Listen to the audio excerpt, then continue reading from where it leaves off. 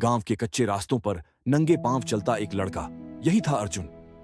उम्र करीब 10 साल, सांवला रंग, पतली काया, लेकिन आंखों में सपना था, कुछ बनने का, कुछ कर दिखाने का।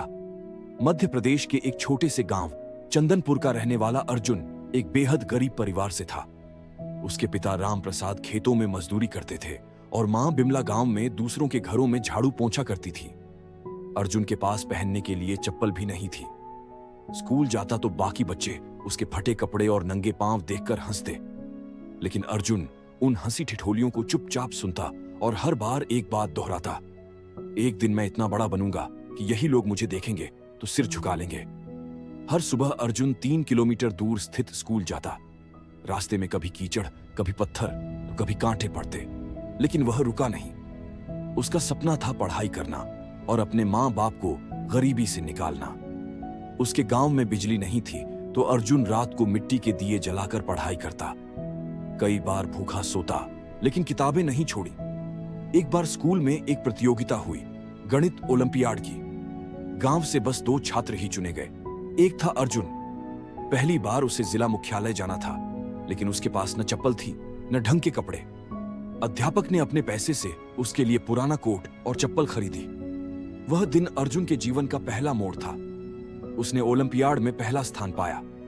जिला कलेक्टर ने उसे मंच पर बुलाया और कहा, तू बहुत आगे जाएगा बेटा। वहीं से उसकी जिंदगी में उम्मीद की पहली किरण जली। अर्जुन ने हाई स्कूल में टॉप किया, लेकिन आगे की पढ़ाई का खर्च कहां से आता? उसके पिता की तबीयत बिगड़ चुकी थी। मां गांव की एक आंगनबाड़ी में थोड़ा बहुत काम करने लगी, लेकिन अर्जुन ने हार नहीं मानी। उसने शहर जाकर अखबार बांटना शुरू किया।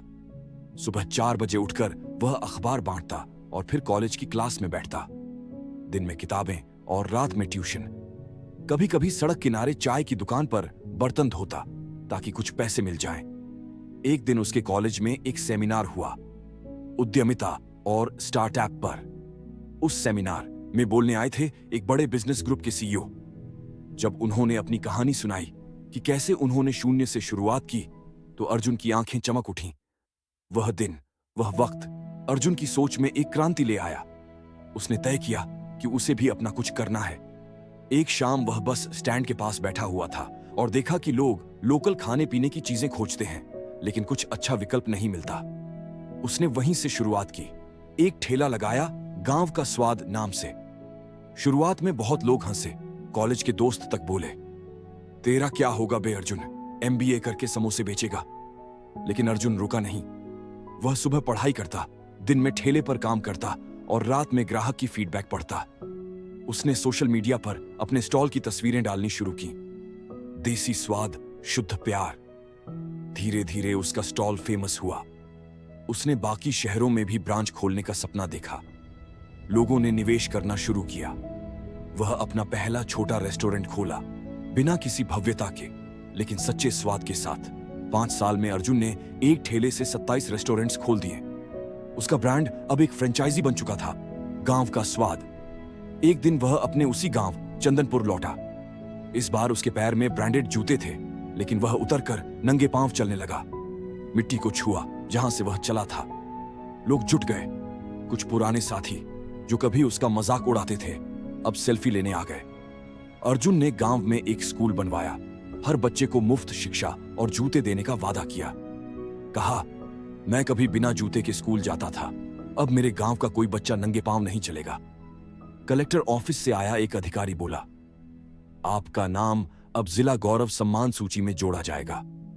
अर्जुन मुस्कुराया और अपनी पुरानी चप्पल निकालकर स्कूल की दीवार पर टांग दी।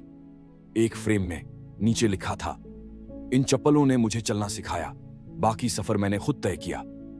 दोस्तों, जब हौसले मजबूत हों तो जूते हों या न हों, रास्ते खुद बन जाते हैं। दोस्तों, अर्जुन की तरह अगर आपको भी कभी किसी मुश्किल रास्ते पर नंगे पांव चलना पड़ा हो, या अगर आपके दिल में भी कोई सपना पल रहा हो, तो इस वीडियो को एक लाइक जरूर दें। और अगर आप चाहते हैं कि ऐसी और भी सच्ची, दिल को छू जाने वाली कहानियां आप तक पहुंचती रहें, तो हमारे चैनल स्टोरीज जो दिल को भाए को सब्सक्राइब जरूर करें, घंटी बजाएं ताकि कोई भी कहानी आपसे छूट ना जाए। आपके एक शेयर से किसी और की जिंदगी बदल सकती है।